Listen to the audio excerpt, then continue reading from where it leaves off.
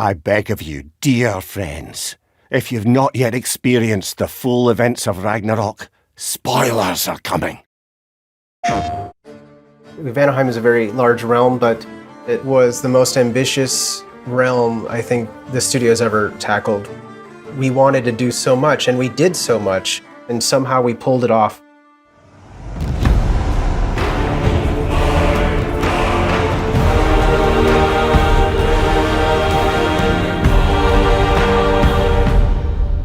Hi, my name is Aaron Contreras, and I am a senior environment artist at Santa Monica Studio. My name is Lena. My role on the game is a 3D environment artist. My name is Jeremy War, and I'm a senior staff level designer. My name is Elizabeth Bright, and I'm a level designer at Santa Monica Studio.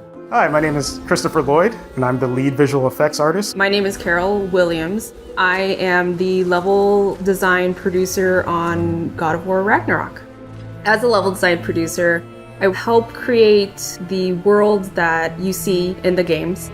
We work very closely with the environment artists, VFX artists, lighters to really bring the world together. My role as a level designer, I get to create a lot of the really interesting and different gameplay spaces that the player gets to play through. Level designer will create the map already with some very simple environment. Our job is to make it pretty and make it real. So my role as a visual effects artist, if you made a cake, we would be the frosting. So we add the art on top of other art. For example, Kratos' blades, we do the fire on them. If there's weather, snow, magic, that's all visual effects.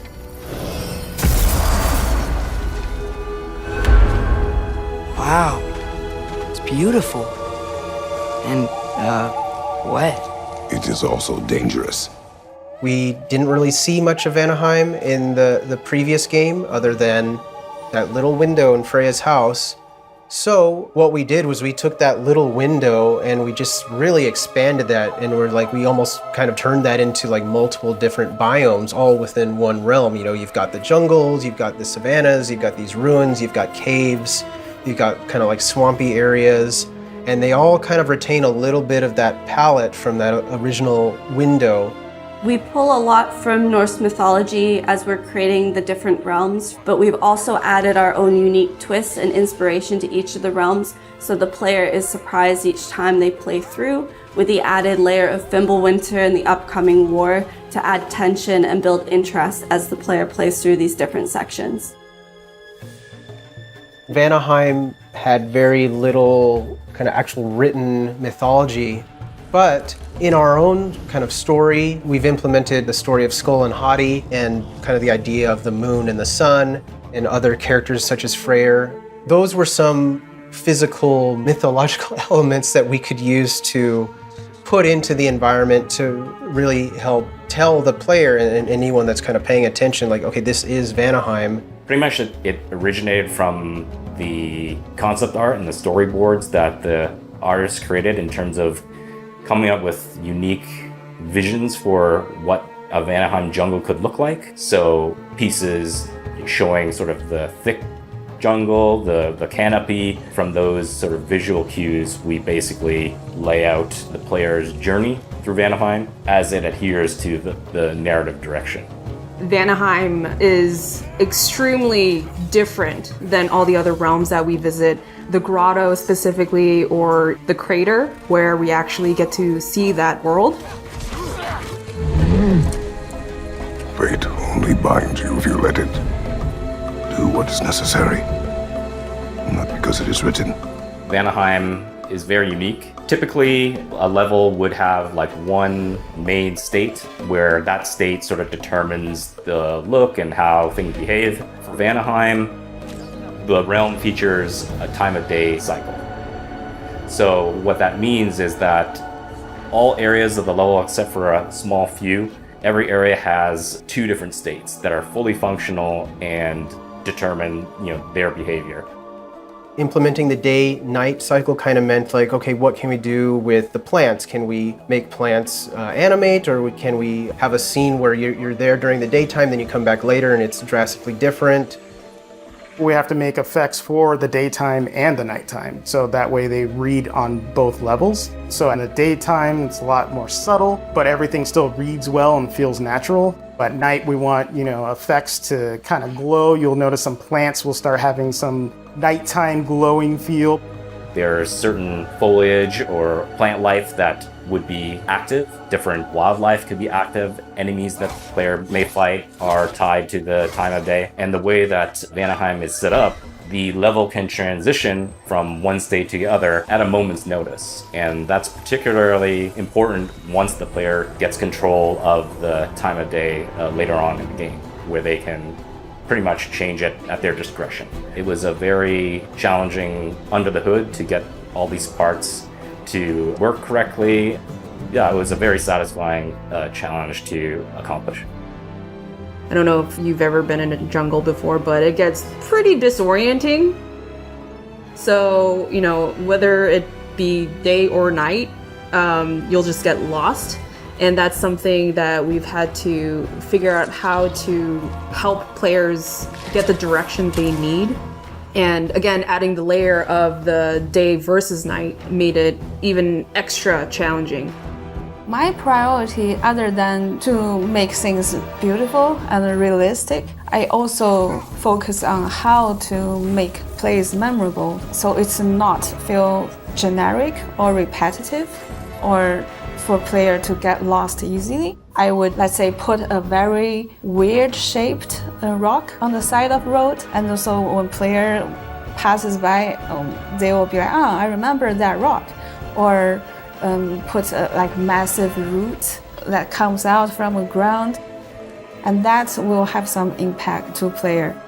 What we can do to help the player is kind of guide them through kind of environmental storytelling. We're also thinking about what other kind of elements can we put in there that kind of remind the player of the story, or of things that have happened, or maybe are foreshadowing things that are going to happen. If there's an enemy coming up that you've never encountered before, maybe there's some bones or some footprints on the ground or scratch marks, something to kind of indicate, something's coming that you weren't expecting.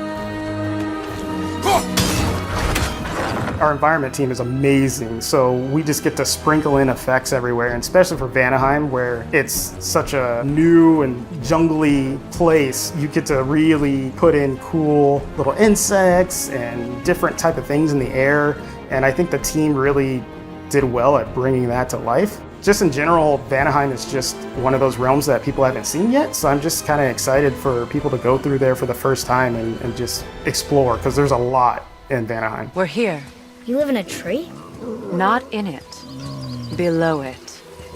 Hemele! Look! Having worked on the previous God of War game, on Freya's house and the forest and kind of the surrounding areas, I did spend a lot of time getting to know Freya's character, and on this game I did get to spend a lot of time with her there as well. So seeing her evolve from this character who is this humble, kind of secretive witch just living in the forest very peacefully, and then has her life kind of disrupted. You must be better than this.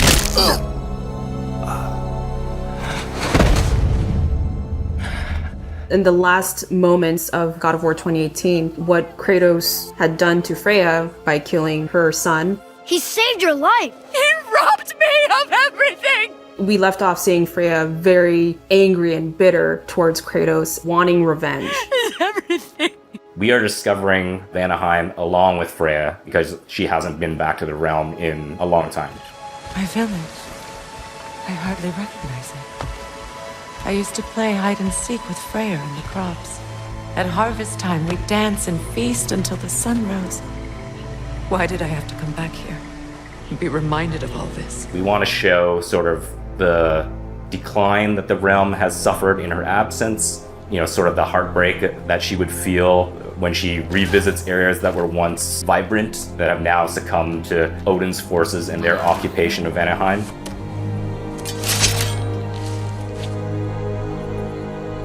You are not the one who needs to die. Just in the environment art alone, you can see this realm used to be something much greater. Freya used to be someone much greater. She used to be a queen, but that's all but forgotten now. All you see are these strewn bits of stone and metal and everything just intertwined with the jungle environment. We want to sort of visually tell that story and sort of communicate that kind of pain that maybe she would feel on discovering, the destruction. But I think there's also a bit of like a redemption as well in terms of her finally coming back and trying to reclaim what was once under her rule, and then sort of showing some hope for the future in terms of her starting to mount a resistance against Odin.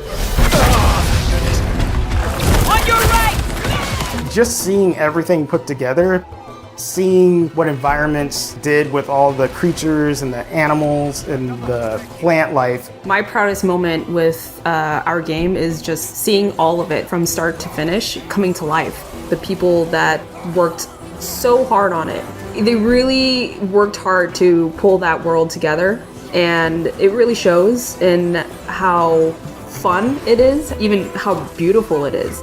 Seeing what it became is really amazing to me. When designing a new realm, we definitely take player expectations into consideration, as we want to still surprise and delight the player by creating a new space that they have not seen before, but also still maintaining the high standard of quality that we've provided to them in previous realms. It feels good to see, once everything is put together, how much impact it really has. The last time I played it, it's fantastic, and I think people will really enjoy it.